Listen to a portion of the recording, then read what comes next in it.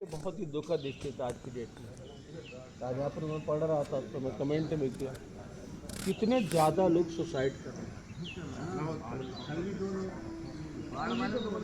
हाँ, अब बताइए सुसाइड क्यों हो रहा है।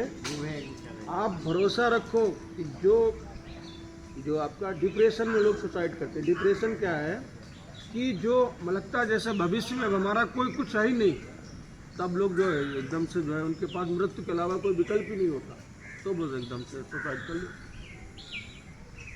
तो संस्थान के जो हमारे संस्थापक कहते थे योग से ही व्यवस्था बदलेगी। आप देखिए, आप करते रहिए 6 महीने तक, अभी बहुत बढ़िया समय आ रहा है।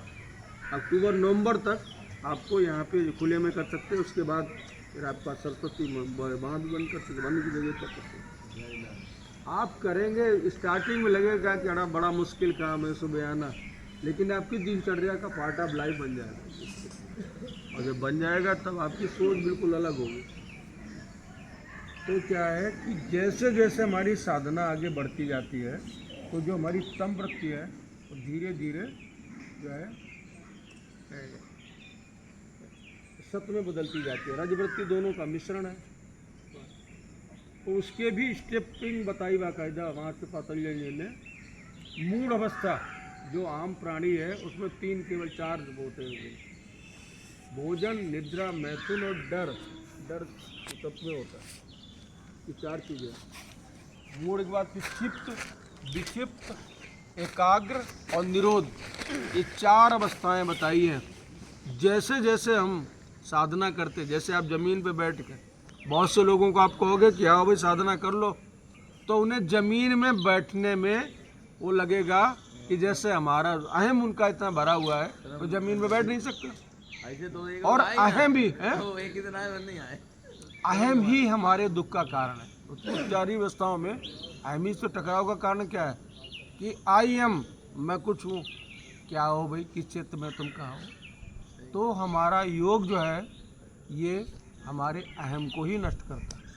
और जो यम की जो आपने चर्चा की है, इसमें सबसे पहला क्या है, सबसे पहला है अहिंसा। 5 है ना, 5 अंग: अहिंसा, सत्य, अस्तेय, ब्रह्मचर्य और अपरिग्रह। इस पे पूरे देश में गोष्ठियाँ होती रहती हैं। अभी 7 तारीख को ऑनलाइन हुई थी गोष्ठी। और अगर आप मंजरी को थोड़ा सा पढ़ो तो उसमें भगवान बुद्ध का एक बहुत सुंदर उदाहरण देके दृष्टांत देके मैं ख़त्म करता हूँ। भगवान बुद्ध को मालूम है अहिंसा परमो धर्मा का उन्होंने पालन किया पूरे उसमें सिस्टम में। तो वो जा रहे थे, तो जिस जंगल से वो जा रहे थे वहाँ पर अंगुल नाम का डाकू का नाम सुना होगा आपने। उसका नाम अंगुलमल किस लिए था कि वो गर्दन काट देता था और उंगली पहन लेता था, इसलिए उसका नाम अंगुलमाल पड़ा। तो लोगों ने रोका कि भाई इतना, सभी लोग रोकेंगे कि ऐसी जगह क्यों आप जा रहे हो जहाँ पर इतना हिंसक व्यक्ति रह रहा। उन्होंने कहा जो अहिंसा का पुजारी होता है उससे मृत्यु का भय नहीं होता। तो उन्होंने कहा नहीं, हम तब जरूर जाएंगे। लोगों ने रोका और वो उसी रास्ते से चल पड़े। जाने के बाद बहुत, वो रास्ते बंद थे बिल्कुल, कोई उधर जाता ही नहीं था। तो अंगुलवाल ने अपना फरसा दार रखनी शुरू की। बहुत दिनों बाद कोई दिखाई पड़ रहा आने के लिए, और जैसे ही उनके सामने आया अंगुलवाल ने अपना फरसा उठाया, ताना, कहने लगा ठहर जा।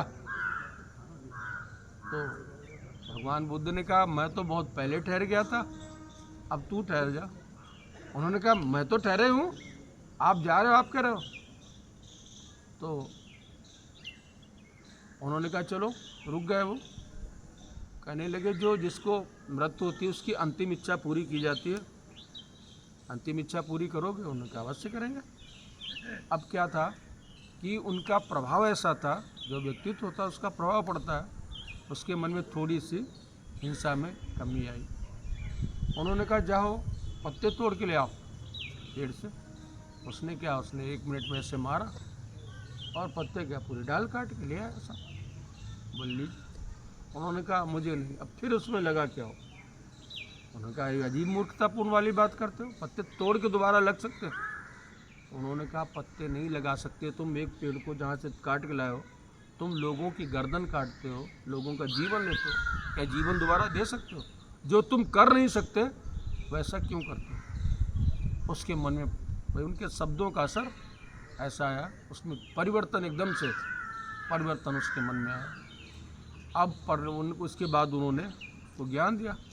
उसने कहा मेरा जीवन इतना खराब क्रूरतापूर्ण जीवन जिया हूँ मैं कि मुझ पर विश्वास कौन करेगा, लोग कैसे मानेंगे कि मैं वो हूँ, हमारे पापों का प्रायश्चित कैसे होगा। उन्होंने कहा होगा। और उसके बाद उन्होंने अपने साथ रख लिया, साथ में उससे ले जाते थे। उसका नाम उन्होंने अहिंसक रखा। तो जो उनके दूसरे शिष्य थे उससे ईर्ष्या करने लगे। ईर्ष्या भी हिंसा की श्रेणी में आता है। अगर आप किसी की आलोचना करते हैं तो क्यों करते हो? क्योंकि उसके प्रति आपकी दुर्भावना है, तभी तो करते हो। ये शाब्दिक वाणी से, कर्म से, मन से, 3 तरीके से हिंसा होती है, वाणी से ही। और इसीलिए हमारे उन्होंने क्या कहा है कि बोलिए कमोल है जो कोई बोले जान, ये तराजू तोल के तब मुखबार, है ना, बोली के लिए कहा।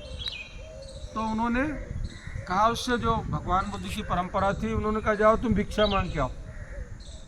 और उनके शिष्य बैठे थे, तो जो भिक्षा मांगने गया, अब इतना क्रूर आदमी है, क्या करेंगे लोग, लोगों ने दरवाजे बंद किए और छतों से उसके पत्थर मारे, उसका सिर फट गया, पूरे लुआलून हो गया। भगवान बुद्ध गए, उसको उठाया। उठाने के बाद उन्होंने कहा ये बताओ अहिंसा, जब इन लोगों ने तुम्हें पत्थर मारे, भाई आपके मन में प्रतिशोध क्या होता है? कोई खराब शब्द कहता है तो आप बोलते हैं इसने ऐसे कहा था इसलिए मैंने ऐसे कहा, तो आपके मन में क्या भाव आया?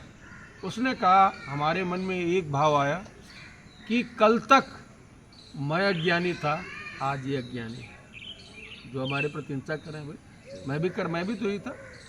तो क्या है ये अहिंसा की परिभाषा है। तो भारतीयों की संस्थान ही चाहता है कि हमें साधकों को थोड़ा सा, जैसे मैं चर्चा कर रहा हूँ, आपके कानों में जाके मस्तिष्क विचार करते हैं, तो कुछ करने को मजबूर होते हैं। नहीं। तो इस पर बीच बीच में चर्चा कर लिया करे, कभी साधना के बारे में, कभी आसन के बारे में, कभी प्राणायाम के बारे में। तो जो क्या होता है